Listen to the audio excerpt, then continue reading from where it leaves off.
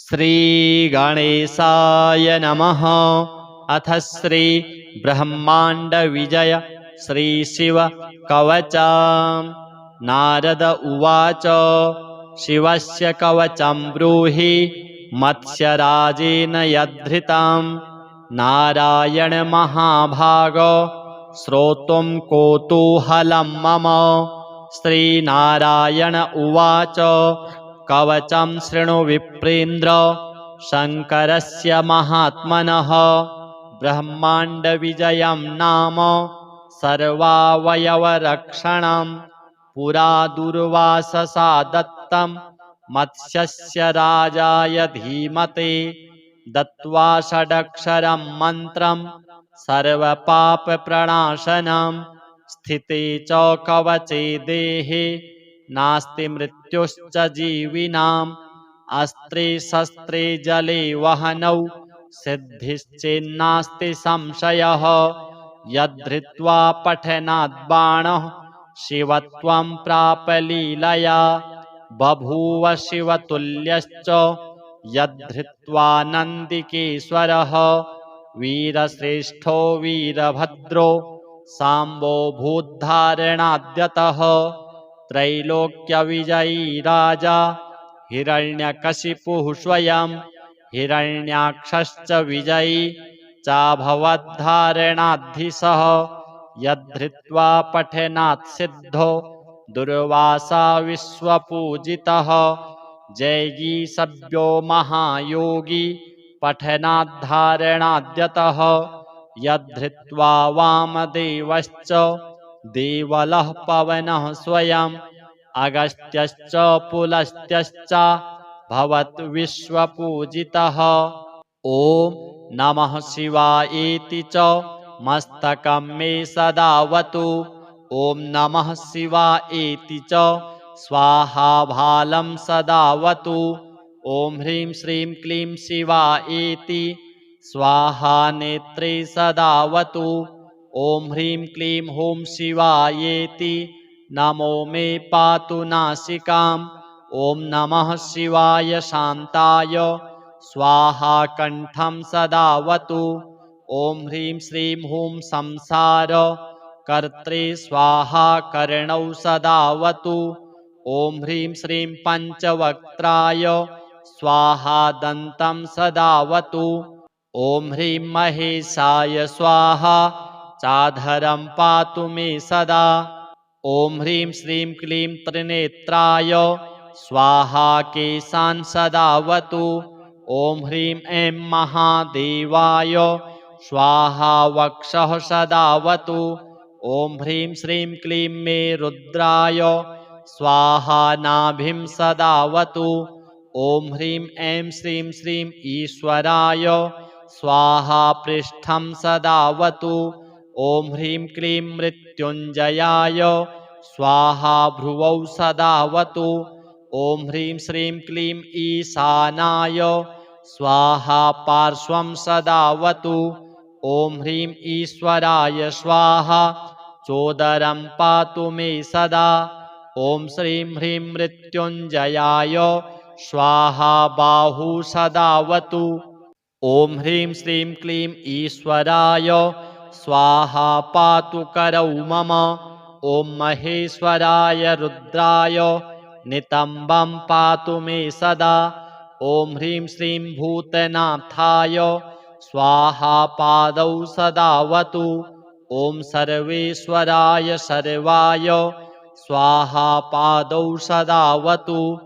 प्राच्यां मां पातु भूतेशः आग्नेयां पातु शङ्करः। दक्षिणे पातु मां रुद्रो नैरृत्यां स्थाणुरेव च। पश्चिमे खण्डपरशुर्वायव्यां चन्द्रशेखरः। उत्तरे गिरिशः पातु चैशान्याम् ईश्वरः स्वयं। ऊर्ध्वे मृडः सदा पातु चाधो मृत्युञ्जयः स्वयं। जले स्थले चान्तरिक्षे स्वप्ने जागरणे सदा। पिनाकी पातु मां प्रीत्या भक्तं वै भक्तवत्सलः। इति ते कथितं वत्स कवचं परमाद्भुतं दशलक्षजपेनैव सिद्धिर्भवति निश्चितं यदि स्यात् सिद्धकवचो रुद्रतुल्यो भवेद्ध्रुवं तव स्नेहान्मयाख्यातं प्रवक्तव्यं न कस्यचित् कवचं काण्वशाखोक्तम् अतिगोप्यं सुदुर्लभम् अश्वमेधसहस्राणि राजसूयशतानि च सर्वाणि कवचस्यास्य फलं नार्हन्ति षोडशीं कवचस्य प्रसादेन जीवन्मुक्तो भवेन्नरः सर्वज्ञः सर्वसिद्धेषु मनोयायी भवेद्ध्रुवम् इदं कवचम् अज्ञात्वा भवेत् यः शङ्करप्रभुं शतलक्षं प्रजप्तोऽपि न मन्त्रः सिद्धिदायकः। अथ श्री महामृत्युञ्जय स्तोत्रम्। ॐ अस्य श्री महामृत्युञ्जय स्तोत्रमन्त्रस्य श्रीमार्कण्डेय ऋषिः अनुष्टुप् छन्दः श्रीमृत्युञ्जयो देवता गौरीशक्तिः मम सर्वारिष्ट समस्त मृत्युशान्त्यर्थं सकलैश्वर्यप्राप्त्यर्थं जपे विनियोगः। ध्यानम् चन्द्रार्काग्निविलोचनं स्मितमुखं पद्मद्वयान्तस्थितं मुद्रापाशमृगाक्षशस्त्रविलसत् पाणिं हिमांशुप्रभं कोटीन्दुप्रगलत्सुधाप्लुततमं हारादिभूषोज्ज्वलं कान्तं विश्वविमोहनं पशुपतिं मृत्युञ्जयं भावयेत्। स्तोत्रम्। ॐ रुद्रं पशुपतिं स्थाणुं नीलकण्ठमुमापतिं नमामि शिरसा देवं किं नो मृत्युः करिष्यति नीलकण्ठं कालमूर्तिं कालज्ञं कालनाशनं नमामि शिरसा देवं किं नो मृत्युः करिष्यति नीलकण्ठं विरूपाक्षं निर्मलं निलयप्रदं नमामि शिरसा देवं किं नो मृत्युः करिष्यति वामदेवं महादेवं लोकनाथं जगद्गुरुं नमामि शिरसा देवं किं नो मृत्युः करिष्यति देवदेवं जगन्नाथं देवेशं वृषभध्वजं नमामि शिरसा देवं किं नो मृत्युः करिष्यति त्यक्षं चतुर्भुजं शान्तं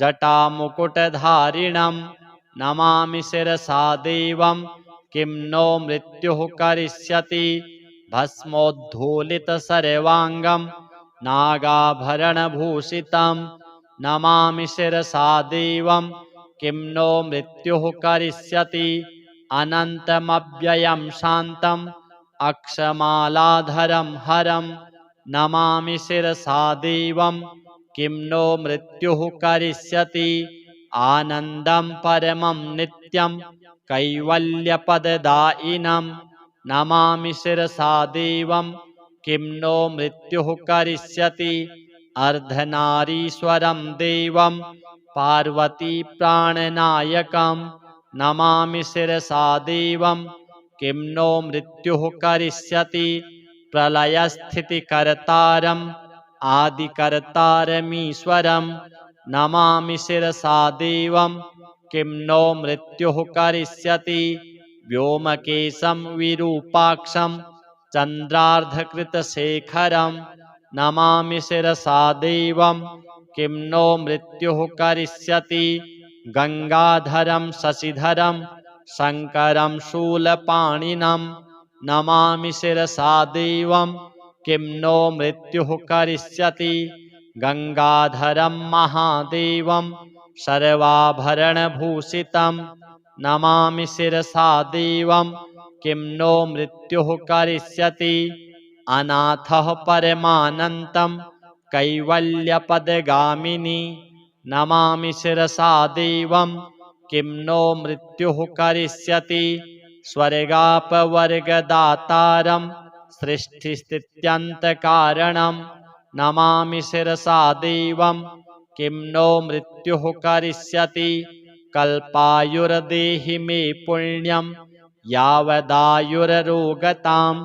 नमामि शिरसा देवं किं नो मृत्युः करिष्यति शिवेशानां महादेवं वामदेवं सदाशिवं नमामि शिरसा देवं किं नो मृत्युः करिष्यति उत्पत्तिस्थितिसंहारो कर्तारमीश्वरं गुरुं नमामि शिरसा देवं किं नो मृत्युः करिष्यति मार्कण्डेयकृतं स्तोत्रं यः पठेत् शिवसन्निधौ तस्य मृत्युभयं नास्ति नाग्निचौरभयं क्वचित् शतावर्तं प्रकर्तव्यं सङ्कटे कष्टनाशनं शुचिर्भूत्वा पठेत् स्तोत्रं सर्वसिद्धिप्रदायकं मृत्युञ्जय महादेव त्राहि मां शरणागतं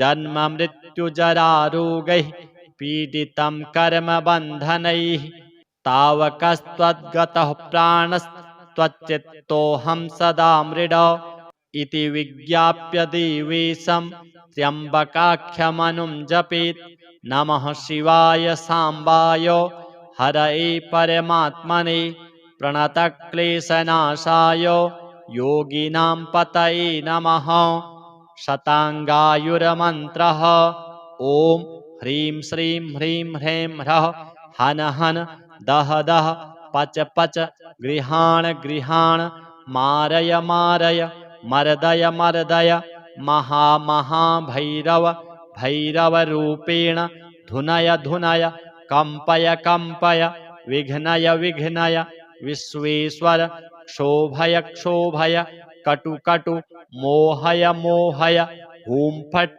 स्वाहा इति मन्त्रमात्रेण समाभीष्टो भवति।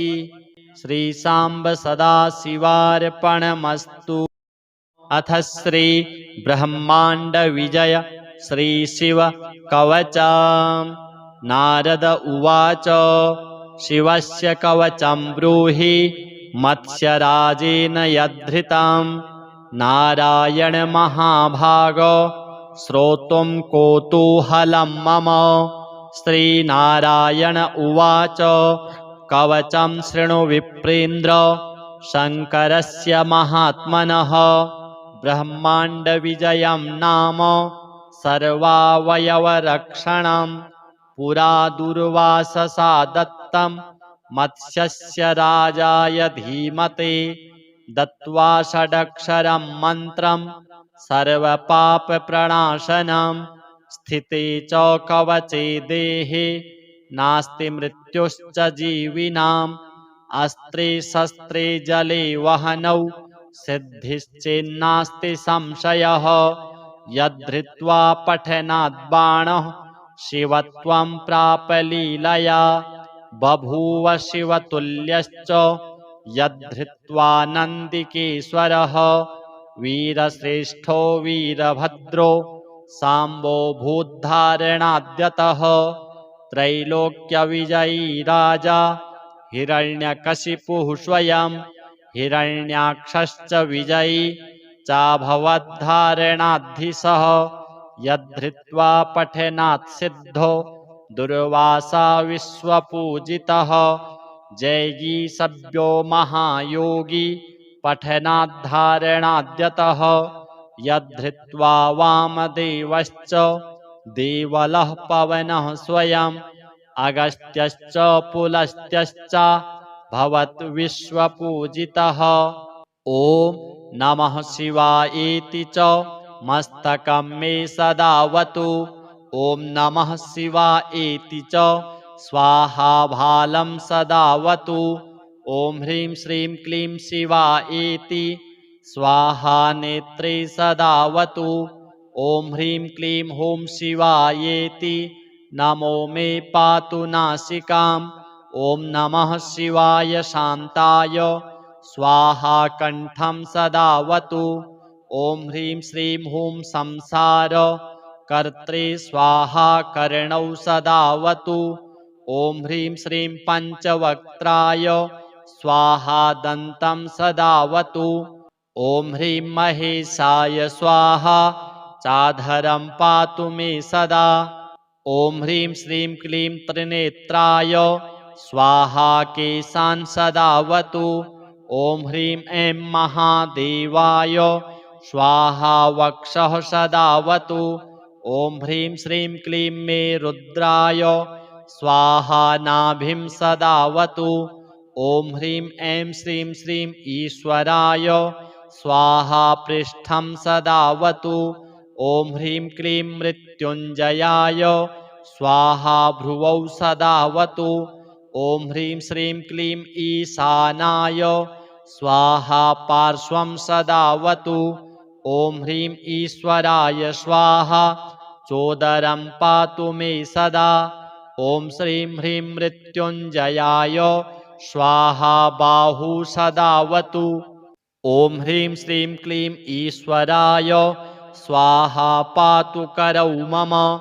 ॐ महेश्वराय रुद्राय नितम्बं पातु मे सदा।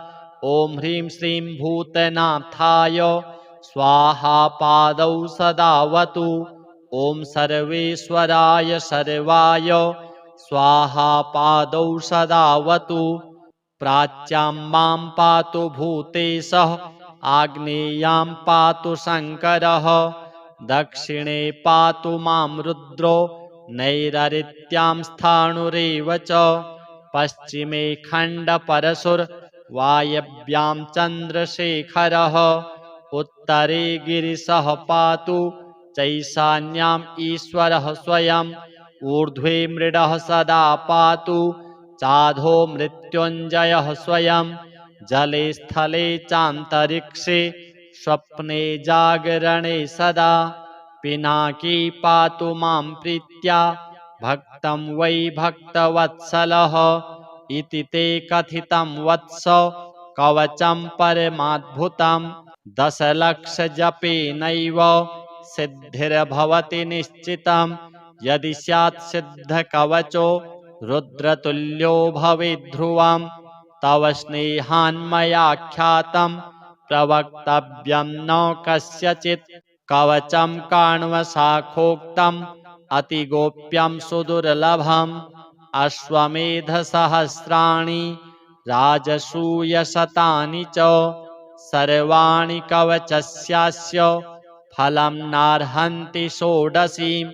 कवचस्य प्रसादेन जीवन्मुक्तो भवेन्नरः। सर्वज्ञः सर्वसिद्धेशो मनोयायी भवेत् ध्रुवम्।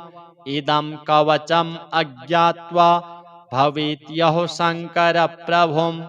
शतलक्षं प्रजप्तोऽपि न मन्त्रः सिद्धिदायकः।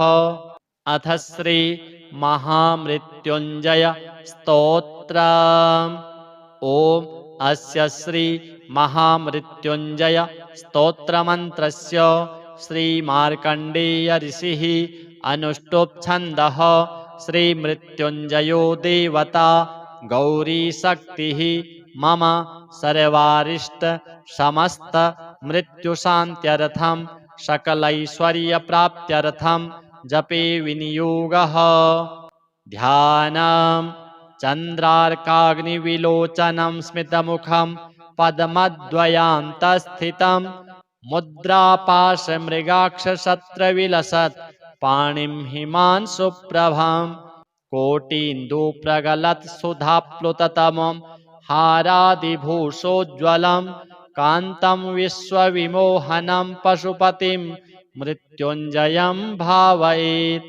स्तोत्रम्। ॐ रुद्रं पशुपतिं स्थाणुं नीलकण्ठमुमापतिं नमामि शिरसा देवं। किं नो मृत्युः करिष्यति। नीलकण्ठं कालमूर्तिं कालज्ञं कालनाशनं नमामि शिरसा देवं। किं नो मृत्युः करिष्यति। नीलकण्ठं विरूपाक्षं निर्मलं निलयप्रदं नमामि शिरसा देवं। किं नो मृत्युः करिष्यति। वामदेवं महादेवं लोकनाथं जगद्गुरुं नमामि शिरसा देवं किं नो मृत्युः करिष्यति देवदेवं जगन्नाथं देवेशं वृषभध्वजं नमामि शिरसा देवं किं नो मृत्युः करिष्यति त्यक्षं चतुर्भुजं शान्तं जटामुकुटधारिणं नमामि शिरसा देवं किं नो मृत्युः करिष्यति भस्मोद्धूलितसर्वाङ्गं नागाभरणभूषितं नमामि शिरसा देवं किं नो मृत्युः करिष्यति अनन्तमव्ययं शान्तम् अक्षमालाधरं हरं नमामि शिरसा देवं किं नो मृत्युः करिष्यति आनन्दं परमं नित्यं कैवल्यपददायिनं नमामि शिरसा देवं किं नो मृत्युः करिष्यति अर्धनारीश्वरं देवं पार्वतीप्राणनायकं नमामि शिरसा देवं किं नो मृत्युः करिष्यति प्रलयस्थितिकर्तारम् आदिकर्तारमीश्वरं नमामि शिरसा देवं किं नो मृत्युः करिष्यति व्योमकेशं विरूपाक्षं चन्द्रार्धकृतशेखरं नमामि शिरसा देवं किं नो मृत्युः करिष्यति गंगाधरं शशिधरं शंकरं शूलपाणिनं नमामि शिरसा देवं किं नो मृत्युः करिष्यति गंगाधरं महादेवं सर्वाभरणभूषितं नमामि शिरसा देवं किं नो मृत्युः करिष्यति अनाथः परमानन्तं कैवल्यपदगामिनी नमामि शिरसा देवं किं नो मृत्युः करिष्यति स्वर्गापवर्गदातारं सृष्टिस्थित्यन्तकारणं नमामि शिरसा देवं किं नो मृत्युः करिष्यति कल्पायुर्देहि मे पुण्यं यावदायुररोगतां नमामि शिरसा देवं किं नो मृत्युः करिष्यति शिवेशानां महादेवं वामदेवं सदाशिवं नमामि शिरसा देवं किं नो मृत्युः करिष्यति उत्पत्तिस्थितिसंहारो कर्तारमीश्वरं गुरुं नमामि शिरसा देवं किं नो मृत्युः करिष्यति मार्कण्डेयकृतं स्तोत्रं यः पठेत् शिवसन्निधौ तस्य मृत्युभयं नास्ति नाग्निचौरभयं क्वचित् शतावर्तं प्रकर्तव्यं संकटे कष्टनाशनं शुचिर्भूत्वा पठेत् स्तोत्रं सर्वसिद्धिप्रदायकं मृत्युञ्जय महादेव त्राहि मां शरणागतं जन्म मृत्युजरारोगैः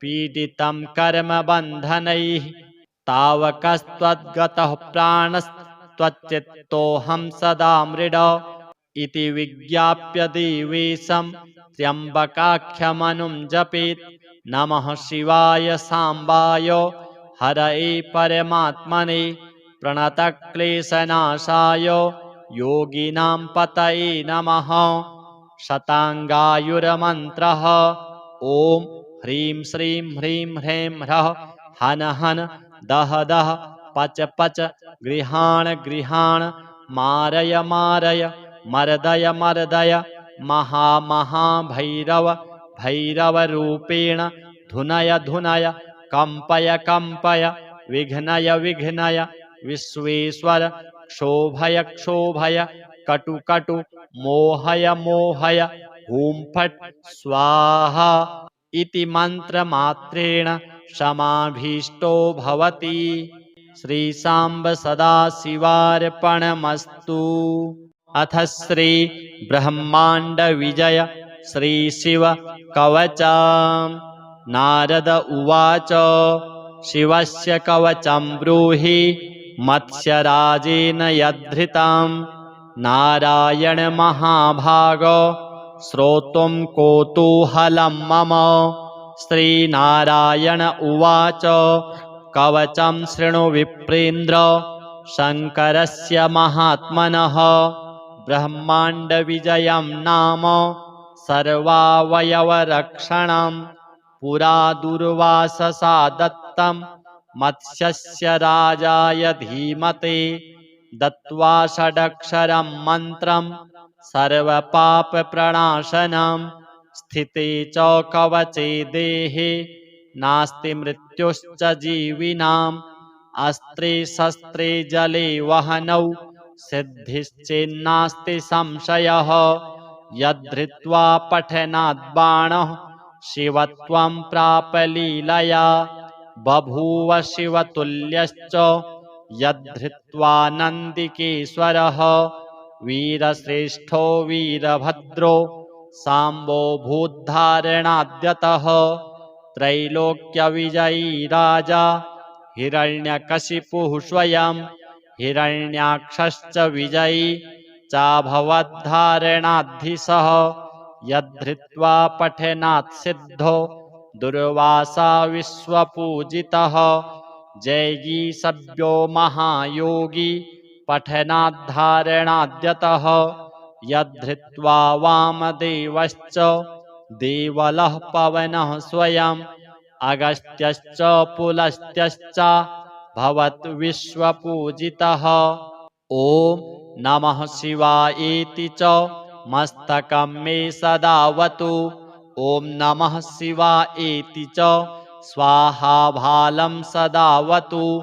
ॐ ह्रीं श्रीं क्लीं शिवायेति स्वाहा नेत्रे सदावतु। ॐ ह्रीं क्लीं हूं शिवायेति नमो मे पातु नासिकाम्। ॐ नमः शिवाय शान्ताय स्वाहा कण्ठं सदावतु। ॐ ह्रीं श्रीं हूं संसार कर्त्रे स्वाहा कर्णौ सदावतु। ॐ ह्रीं श्रीं पञ्चवक्त्राय स्वाहा दन्तं सदावतु। ॐ ह्रीं महेशाय स्वाहा चाधरं पातु मे सदा। ॐ ह्रीं श्रीं क्लीं त्रिनेत्राय स्वाहा केशान् सदावतु। ॐ ह्रीं ऐं महादेवाय स्वाहा वक्षः सदावतु। ॐ ह्रीं श्रीं क्लीं मे रुद्राय स्वाहा नाभिं सदावतु। ॐ ह्रीं ऐं श्रीं श्रीं ईश्वराय स्वाहा पृष्ठं सदावतु। ॐ ह्रीं क्लीं मृत्युञ्जयाय स्वाहा भ्रुवौ सदावतु। ॐ ह्रीं श्रीं क्लीं ईशानाय स्वाहा पार्श्वं सदावतु। ॐ ह्रीं ईश्वराय स्वाहा चोदरं पातु मे सदा। ॐ श्रीं ह्रीं मृत्युञ्जयाय स्वाहा बाहू सदावतु। ॐ ह्रीं श्रीं क्लीं ईश्वराय स्वाहा पातु करौ मम। ॐ महेश्वराय रुद्राय नितम्बं पातु मे सदा। ॐ ह्रीं श्रीं भूतनाथाय स्वाहा पादौ सदावतु। ॐ सर्वेश्वराय सर्वाय स्वाहा पादौ सदावतु। प्राच्यां मां पातु भूतेशः आग्नेयां पातु शङ्करः। दक्षिणे पातु मां रुद्रो नैरृत्यां स्थाणुरेव च। पश्चिमे खण्डपरशुर्वायव्यां चन्द्रशेखरः। उत्तरे गिरिशः पातु चैशान्याम् ईश्वरः स्वयम्। ऊर्ध्वे मृडः सदा पातु चाधो मृत्युञ्जयः स्वयम्। जले स्थले चान्तरिक्षे स्वप्ने जागरणे सदा। पिनाकी पातु मां प्रीत्या भक्तं वै भक्तवत्सलः। इति ते कथितं वत्स कवचं परमाद्भुतं। 10,00,000 जपेनैव सिद्धिर्भवति निश्चितं। यदि स्यात् सिद्धकवचो रुद्रतुल्यो भवेत् ध्रुवं। तव स्नेहान्मयाख्यातं प्रवक्तव्यं न कस्यचित्। कवचं काण्वशाखोक्तम् अतिगोप्यं सुदुर्लभम् अश्वमेधसहस्राणि राजसूयशतानि च सर्वाणि कवचस्यास्य फलं नार्हन्ति षोडशीं कवचस्य प्रसादेन जीवन्मुक्तो भवेन्नरः सर्वज्ञः सर्वसिद्धेषु मनोयायी भवेत् ध्रुवम् इदं कवचम् अज्ञात्वा भवेत् यः शङ्करप्रभुं शतलक्षं प्रजप्तोऽपि न मन्त्रः सिद्धिदायकः। अथ श्री महामृत्युञ्जय स्तोत्रम्। ॐ अस्य श्री महामृत्युञ्जय स्तोत्रमन्त्रस्य श्रीमार्कण्डेय ऋषिः अनुष्टुप् छन्दः श्रीमृत्युञ्जयो देवता गौरीशक्तिः मम सर्वारिष्ट समस्त मृत्युशान्त्यर्थं सकलैश्वर्यप्राप्त्यर्थं जपे विनियोगः। ध्यानम् चन्द्रार्काग्निविलोचनं स्मितमुखं पद्मद्वयान्तस्थितं मुद्रापाशमृगाक्षशस्त्रविलसत् पाणिं हिमांशुप्रभं कोटीन्दुप्रगलत्सुधाप्लुततमं हारादिभूषोज्ज्वलं कान्तं विश्वविमोहनं पशुपतिं मृत्युञ्जयं भावयेत्। स्तोत्रम्। ॐ रुद्रं पशुपतिं स्थाणुं नीलकण्ठमुमापतिं नमामि शिरसा देवं किं नो मृत्युः करिष्यति नीलकण्ठं कालमूर्तिं कालज्ञं कालनाशनं नमामि शिरसा देवं किं नो मृत्युः करिष्यति नीलकण्ठं विरूपाक्षं निर्मलं निलयप्रदं नमामि शिरसा देवं किं नो मृत्युः करिष्यति वामदेवं महादेवं लोकनाथं जगद्गुरुं नमामि शिरसा देवं किं नो मृत्युः करिष्यति देवदेवं जगन्नाथं देवेशं वृषभध्वजं नमामि शिरसा देवं किं नो मृत्युः करिष्यति त्यक्षं चतुर्भुजं शान्तं जटामुकुटधारिणं नमामि शिरसा देवं किं नो मृत्युः करिष्यति भस्मोद्धूलितसर्वाङ्गं नागाभरणभूषितं नमामि शिरसा देवं किं नो मृत्युः करिष्यति अनन्तमव्ययं शान्तम् अक्षमालाधरं हरं नमामि शिरसा देवं किं नो मृत्युः करिष्यति आनन्दं परमं नित्यं कैवल्यपददायिनं नमामि शिरसा देवं किं नो मृत्युः करिष्यति अर्धनारीश्वरं देवं पार्वतीप्राणनायकं नमामि शिरसा देवं किं नो मृत्युः करिष्यति प्रलयस्थितिकर्तारम् आदिकर्तारमीश्वरं नमामि शिरसा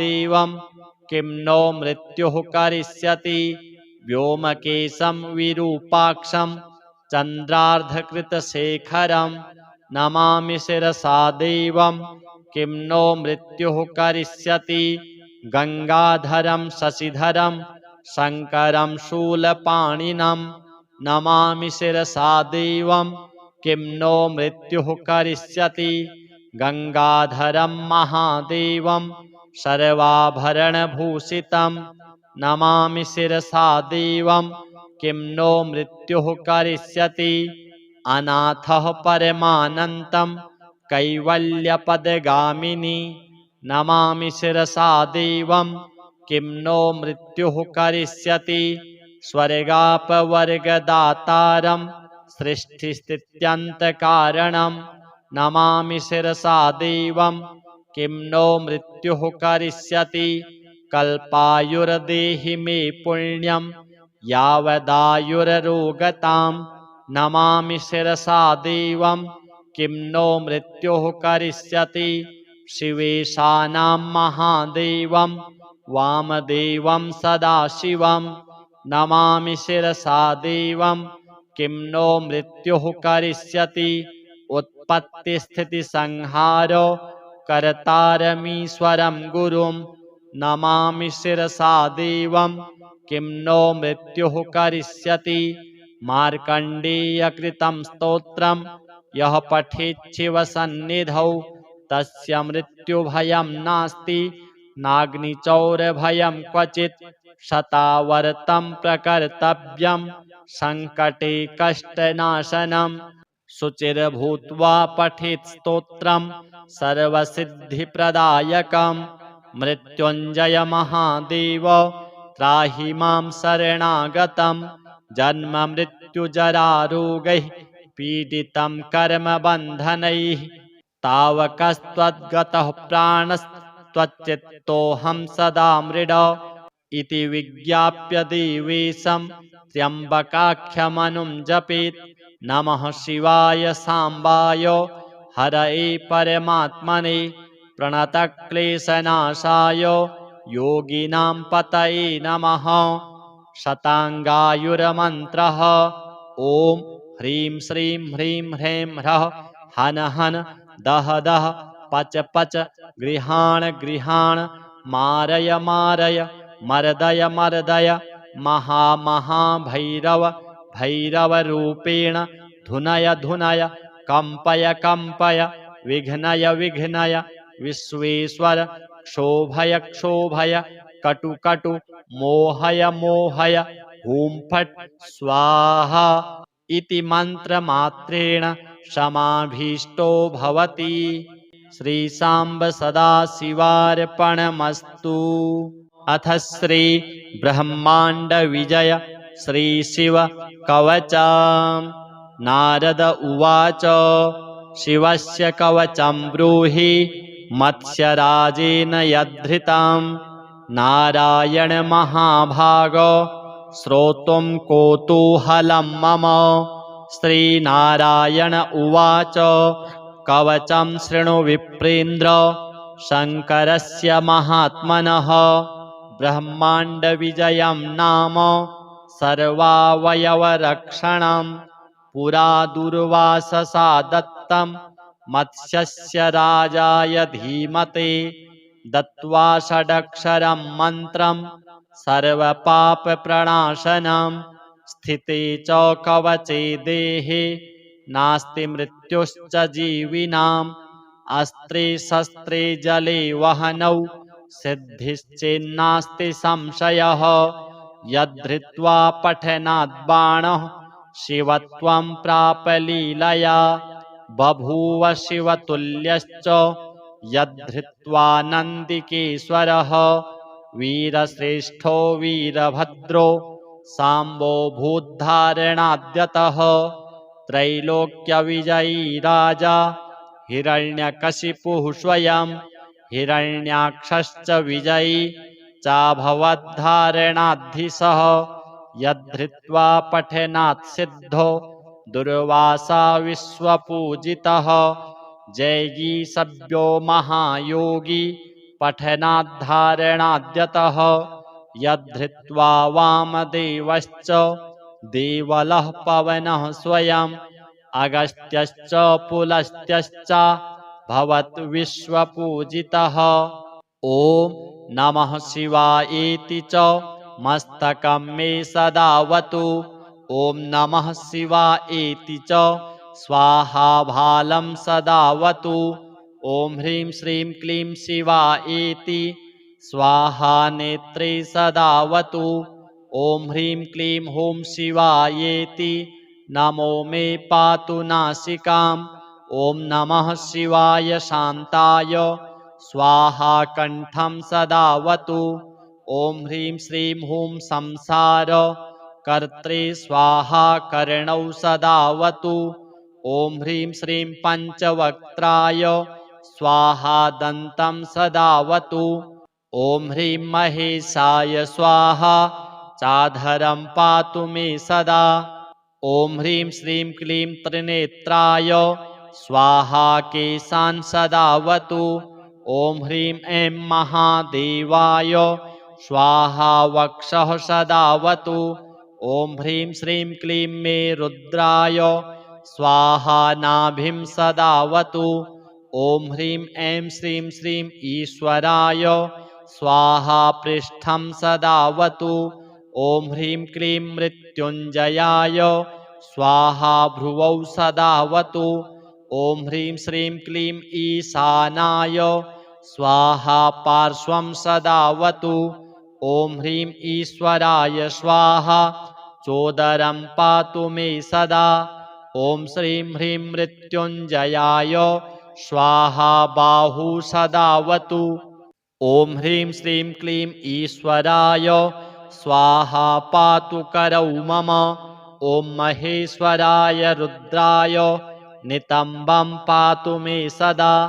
ॐ ह्रीं श्रीं भूतनाथाय स्वाहा पादौ सदावतु। ॐ सर्वेश्वराय सर्वाय स्वाहा पादौ सदावतु। प्राच्यां मां पातु भूतेशः आग्नेयां पातु शङ्करः दक्षिणे पातु मां रुद्रो नैरृत्यां स्थाणुरेव च पश्चिमे खण्डपरशुर्वायव्यां चन्द्रशेखरः उत्तरे गिरिशः पातु चैशान्याम् ईश्वरः स्वयं ऊर्ध्वे मृडः सदा पातु चाधो मृत्युञ्जयः स्वयं जले स्थले चान्तरिक्षे स्वप्ने जागरणे सदा पिनाकी पातु मां प्रीत्या भक्तं वै भक्तवत्सलः इति ते कथितं वत्स कवचं परमाद्भुतं दशलक्षजपेनैव सिद्धिर्भवति निश्चितं यदि स्यात् सिद्धकवचो रुद्रतुल्यो भवेद्ध्रुवं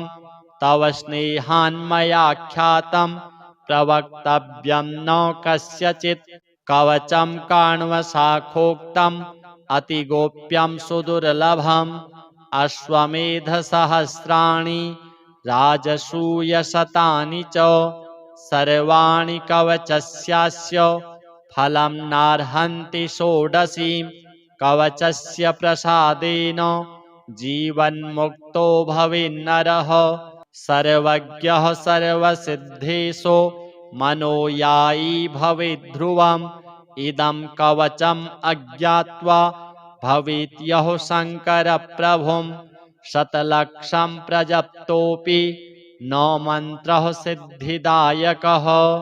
अथ श्री महामृत्युञ्जय स्तोत्रम्।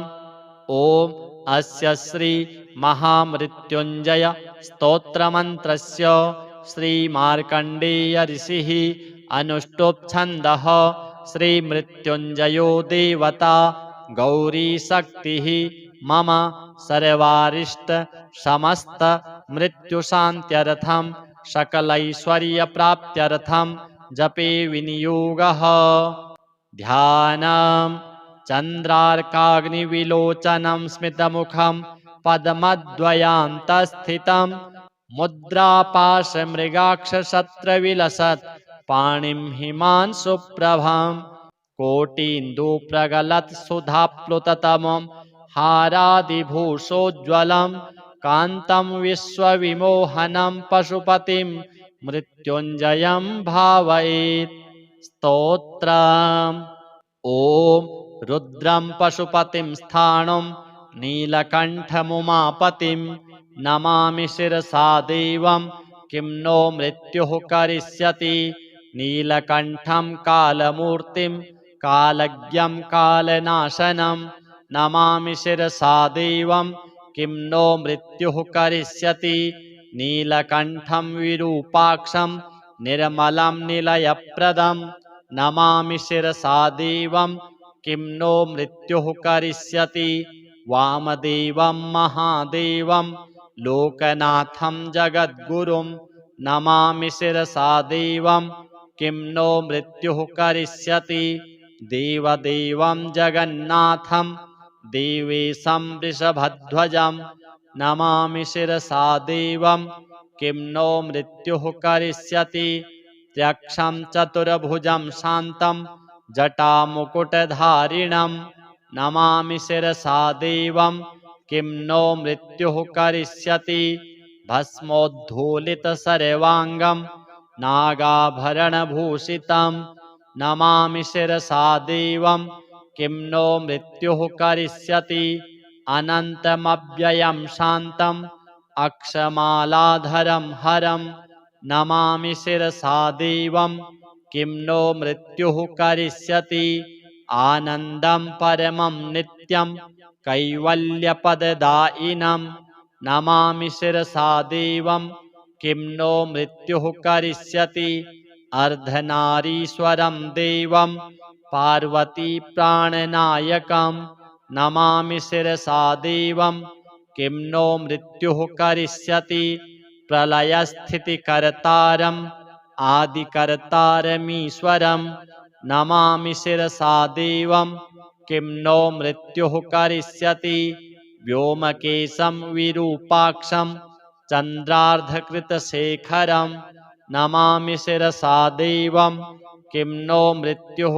करिष्यति गंगाधरं शशिधरं शंकरं शूलपाणिनं नमामि शिरसा देवं किं नो मृत्युः करिष्यति गंगाधरं महादेवं सर्वाभरणभूषितं नमामि शिरसा देवं किं नो मृत्युः करिष्यति अनाथः परमानन्तं कैवल्यपदगामिनी नमामि शिरसा देवं किं नो मृत्युः करिष्यति स्वर्गापवर्गदातारं सृष्टिस्थित्यन्तकारणं नमामि शिरसा देवं किं नो मृत्युः करिष्यति कल्पायुर्देहि मे पुण्यं यावदायुररोगतां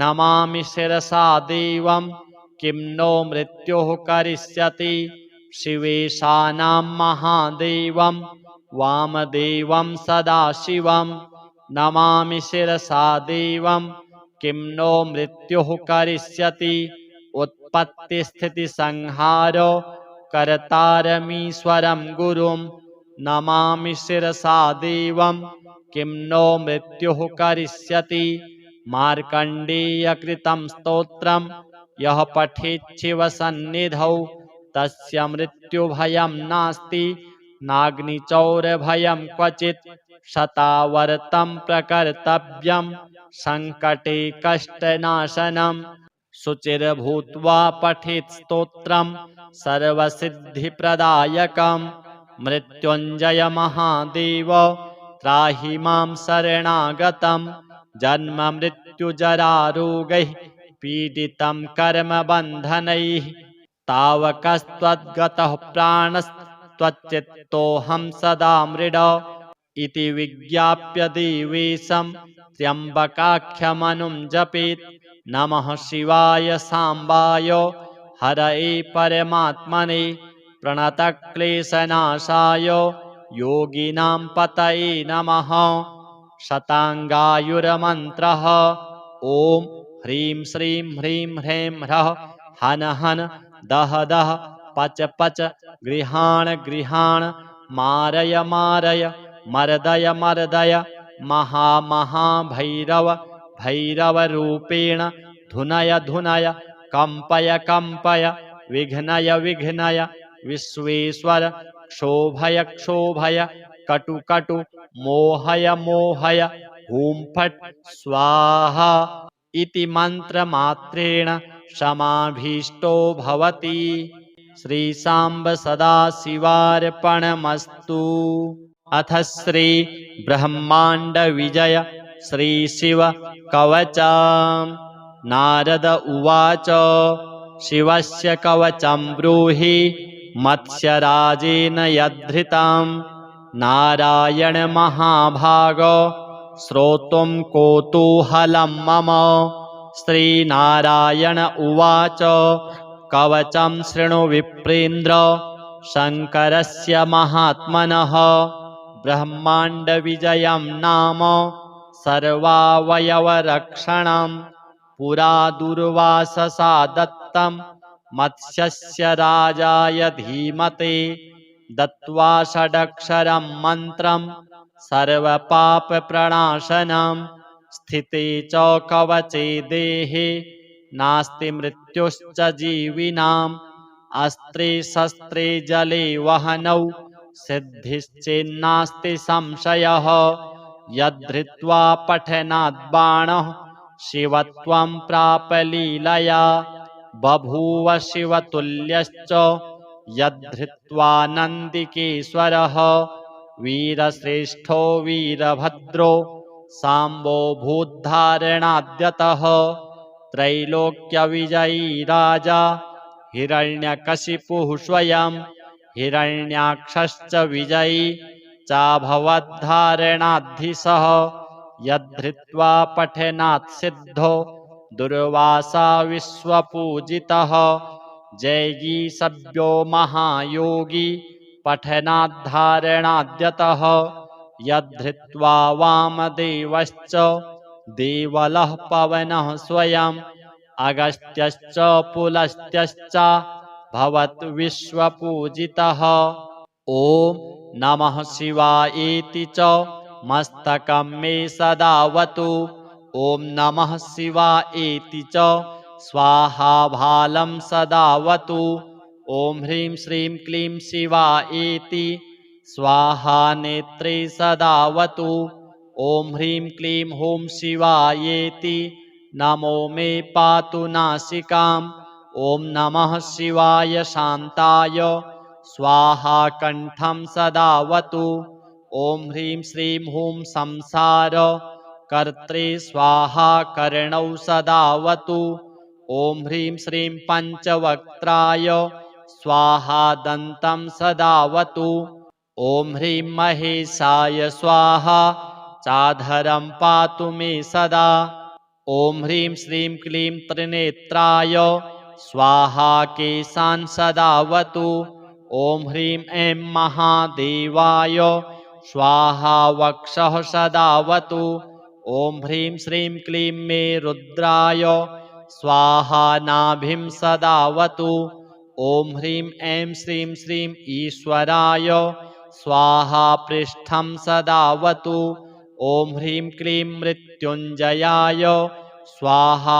भ्रुवौ सदावतु ॐ ह्रीं श्रीं क्लीं ईशानाय स्वाहा पार्श्वं सदावतु ॐ ह्रीं ईश्वराय स्वाहा चोदरं पातु मे सदा ॐ श्रीं ह्रीं मृत्युञ्जयाय स्वाहा बाहू सदावतु ॐ ह्रीं श्रीं क्लीं ईश्वराय स्वाहा पातु करौ मम ॐ महेश्वराय रुद्राय नितम्बं पातु मे सदा ॐ ह्रीं श्रीं भूतनाथाय स्वाहा पादौ सदावतु ॐ सर्वेश्वराय सर्वाय स्वाहा पादौ सदावतु प्राच्यां मां पातु भूतेशः आग्नेयां पातु शङ्करः दक्षिणे पातु मां रुद्रो नैरृत्यां स्थाणुरेव च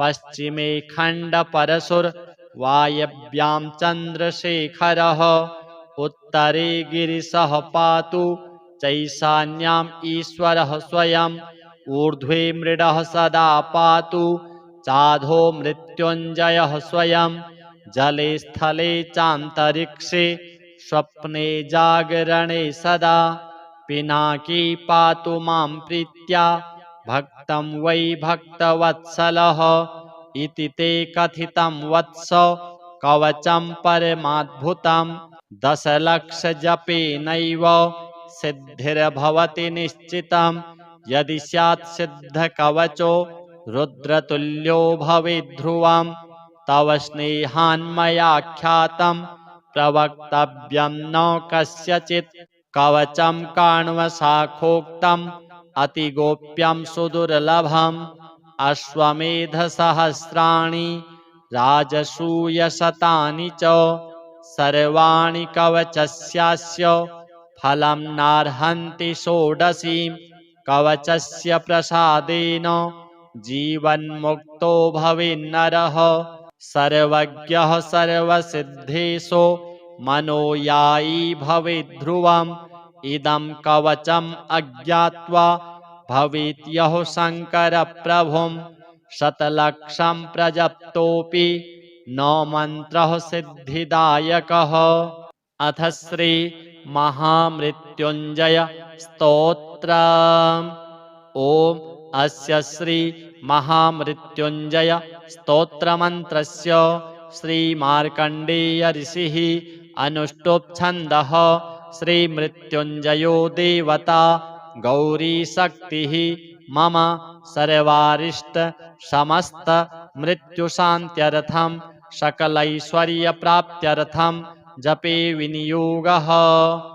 ध्यानम् चन्द्रार्काग्निविलोचनं स्मितमुखं पद्मद्वयान्तस्थितं मुद्रापाशमृगाक्षशस्त्रविलसत् पाणिं हिमांशुप्रभं कोटीन्दुप्रगलत्सुधाप्लुततमं हारादिभूषोज्ज्वलं कान्तं विश्वविमोहनं पशुपतिं मृत्युञ्जयं भावयेत्। स्तोत्रम्। ॐ रुद्रं पशुपतिं स्थाणुं नीलकण्ठमुमापतिं नमामि शिरसा देवं किं नो मृत्युः करिष्यति। नीलकण्ठं कालमूर्तिं कालज्ञं कालनाशनं नमामि शिरसा देवं किं नो मृत्युः करिष्यति। नीलकण्ठं विरूपाक्षं निर्मलं निलयप्रदं नमामि शिरसा देवं किं नो मृत्युः करिष्यति। वामदेवं महादेवं लोकनाथं जगद्गुरुं नमामि शिरसा देवं किं नो मृत्युः करिष्यति। देवदेवं जगन्नाथं देवेशं वृषभध्वजं नमामि शिरसा देवं किं नो मृत्युः करिष्यति। त्र्यक्षं चतुर्भुजं शान्तं जटामुकुटधारिणं नमामि शिरसा देवं किं नो मृत्युः करिष्यति। भस्मोद्धूलितसर्वाङ्गं नागाभरणभूषितं नमामि शिरसा देवं किं नो मृत्युः करिष्यति। अनन्तमव्ययं शान्तम् अक्षमालाधरं हरं नमामि शिरसा देवं किं नो मृत्युः करिष्यति। आनन्दं परमं नित्यं कैवल्यपददायिनं नमामि शिरसा देवं किं नो मृत्युः करिष्यति। अर्धनारीश्वरं देवं पार्वतीप्राणनायकं नमामि शिरसा देवं किं नो मृत्युः करिष्यति। प्रलयस्थितिकर्तारम् आदिकर्तारमीश्वरं नमामि शिरसा देवं किं नो मृत्युः करिष्यति। व्योमकेशं विरूपाक्षं चन्द्रार्धकृतशेखरं नमामि शिरसा देवं किं नो मृत्युः करिष्यति। गङ्गाधरं शशिधरं शङ्करं शूलपाणिनं नमामि शिरसा देवं किं नो मृत्युः करिष्यति। गङ्गाधरं महादेवं सर्वाभरणभूषितं नमामि शिरसा देवं किं नो मृत्युः करिष्यति। अनाथः परमानन्तं कैवल्यपदगामिनी नमामि शिरसा देवं किं नो मृत्युः करिष्यति। स्वर्गापवर्गदातारं सृष्टिस्थित्यन्तकारणं नमामि शिरसा देवं किं नो मृत्युः करिष्यति। कल्पायुर्देहि मे पुण्यं यावदायुररोगतां नमामि शिरसा देवं किं नो मृत्युः करिष्यति। शिवेशानां महादेवं वामदेवं सदाशिवं नमामि शिरसा देवं किं नो मृत्युः करिष्यति। उत्पत्तिस्थितिसंहारो कर्तारमीश्वरं गुरुं नमामि शिरसा देवं किं नो मृत्युः करिष्यति।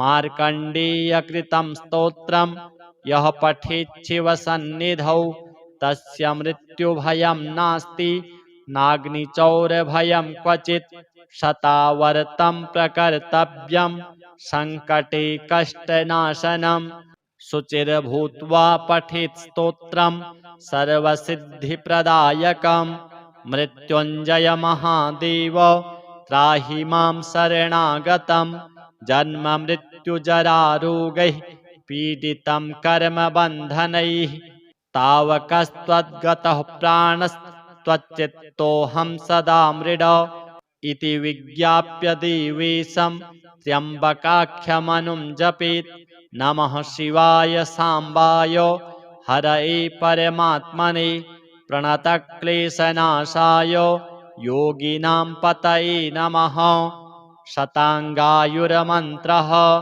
ॐ ह्रीं श्रीं ह्रीं ह्रीं ह्रः हन हन दह दह पच पच गृहाण गृहाण मारय मारय मर्दय मर्दय महा महाभैरव भैरवरूपेण धुनय धुनय कम्पय कम्पय विघ्नय विघ्नय विश्वेश्वर क्षोभय क्षोभय कटु कटु मोहय मोहय हुं फट् स्वाहा इति मन्त्रमात्रेण समाभीष्टो भवति।